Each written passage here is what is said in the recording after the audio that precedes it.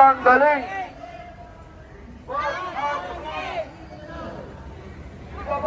Ibaba! Ibasura!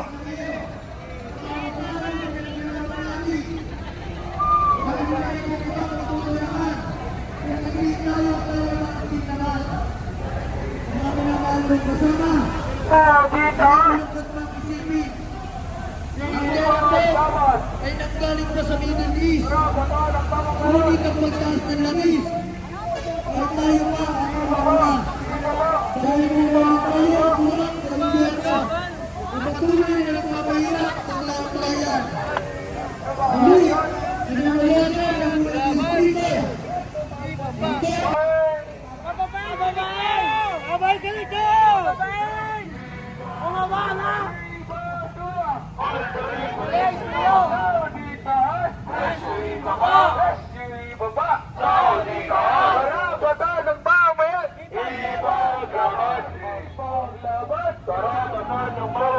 Iba't mahirap sa bayan. Ibaba! Ibaba! Ibasura! Ibaba! Ibaba! Ibasura! Iba't mahirap sa bayan. Alisin! Reto tanggalin! Reto tanggalin! Ba't alisin? Ba't alisin? Reto tanggalin! Reto tanggalin! Ba't alisin?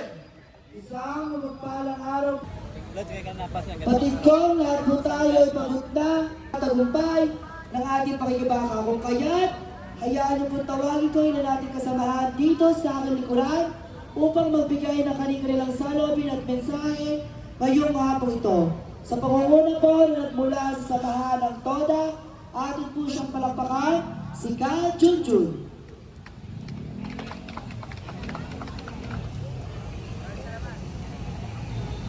Isang magandang hapon po ulit sa ating lahat. Mula Luzon, Visayas at Mindanao, kami ng mga tigaunang distrito ng Batangas ay kusang loob at voluntaryong nagparito upang manawagan at kalantawin ang gobyernong natutulog. Ang aming panawagan sa gobyerno ay magbigay ng solusyon at aksyon, hindi ho korupsyon. Dahil sa mga ginagawa niyong krisis sa bansa, maraming mga kayang Pilipino ang naghihirap. Ang panawagan ng aming mga Batanggenyo ay mabababa ang VAT, alisin ang excise tax, mabatasan sa mga manggagawa, at mabababa ang bilihin. Ang aming panawagan dito sa Kamaynilaan, sa gobyerno, sa Kongreso, na mabigyan nila ng pansin ang bawat isang Pilipino. At para naman po kay Executive Secretary Ranfredo na siyang pangunahing umaharang upang mabababa ang VAT, mabatasan sa mga manggagawa. Ang panawagan sa iyo ng kapwa mo Batanggenyo, bumaba ka na sa pwesto dahil ang gobyerno ay tinatag para magserbisyo, hindi para maging negosyo mo. Maraming salamat po. Listen niyo yan, mga buwaya! Listen niyo yan, mga buwaya! Listen niyo yan, mga buwaya! Maraming salamat sa iyong mensahe, Ka Junjun. Ngayon, hayaan niyo pong tawagin ko sa dating tagapagsalita ngayong araw na ito. Atin siyang palakpakan mula sa samahan ng mga manggagawa, si Karan.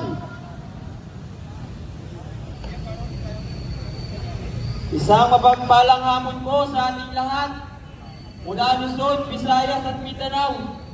Pagbati mula sa mga taga-unang distrito ng Batangas. Mga kababayan ko, alam naman nating lahat na laganap na sa ating bansa ang kahirapan. Mga mamamayan na mahihirap dahil sa mga taong nagpapahirap. Korupsyon na hindi nagawa ng aksyon. Solusyon na wala naman direksyon. Kaya gobyerno, ayusin nyo ang mga maling desisyon. Dahil kung mahal nyo ang Pilipinas, gagawa niyo ng aksyon ang krisis na kinakaharap natin ngayon. Kaya naman ikaw, Executive Secretary Rob Recto, ibulat mo ang iyong mga mata. Tingnan mo ang kalagayan ng mga kababayan mo at ng sambayan ng Pilipino. Huwag kang magbingi-bingihan dahil alam namin narinig mo ang sigaw ng kapwa Batanggenyo at huwag kang magbibibihan. Sabihin mo ang katotohanan at hindi puro kasinungalingan. Di ba ikaw nagtaas ng value added tax? Hindi mo kaya pababahin. Ito ang iyong gusto. Pwes, kami na bahala. Kapwa mo, Batanggenyo, ang magpapaalis sa iyong pwesto. Ang dami ng gulo. Kailan pa ba ang pagbabago? Kailan pa ang pagbabago sa sistema ng ating gobyerno? Mga kababayan ko, napapanood na para sabay-sabay nating sigaw ang ating karapatan. Ba't alisin? Reto tanggalin! Reto tanggalin! Ba't alisin? Bansa ay pagyamanin at huwag kurakutin. Lisin na yun! Mga buhaya! Lisin na yun! Mga buhaya! Lisin na yun! Mga buhaya! Maraming salamat ka, Ronnie, sa iyong mensahe. Ngayon, hayaan niyo po tawagin ko sunod natin kapagsalita ngayong araw na ito. Atin po siyang palakpakan. Magmula din siya sa samahan ng manggagawa. Ika dyan!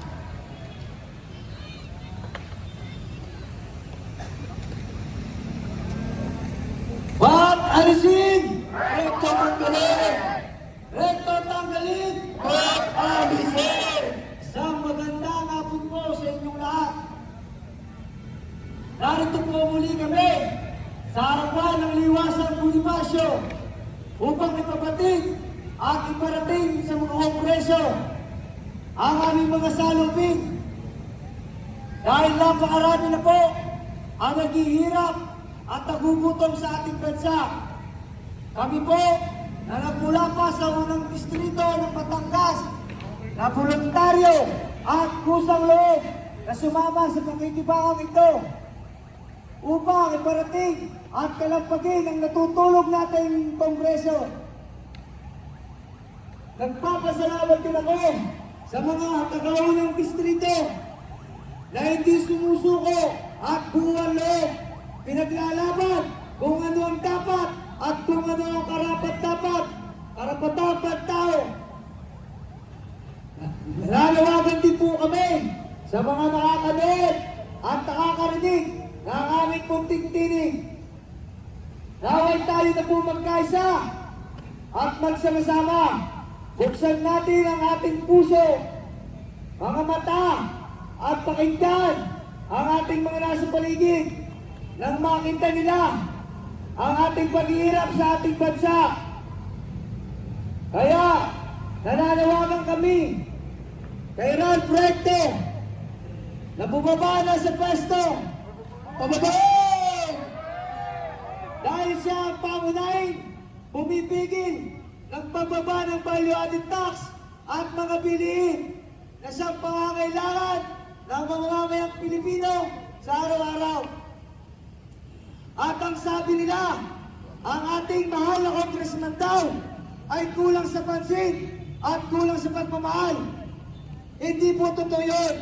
Dahil ang aming mahal na congressman ay maraming nagmamahal sapagkat siya ang kauna-unahang nakakita at nakamulat ng bulok na sistema ng Kongreso at siya din ang nakamulat kung saan marami ang naghihirap at nagugutom. Siya lang ang pamunahing congressman na lumaban sa Kongreso sa mga kurap na magnanakaw. Kaya maraming salamat sa iyo, Congressman Leandro Ligarda Libiste. Mabuhay ang Congressman! Na walang sawang sumusuporta sa mga sambayan ng Pilipino. Ipinaglalaban kung anong dapat at karapat-dapat. Ang laban mong ito ay hindi lamang po laban ng unang distrito. Laban po ito ng isang bawat mamamayang Pilipino na naapektuhan sa krisis na ang gumagawa ay gobyerno. Kababayan!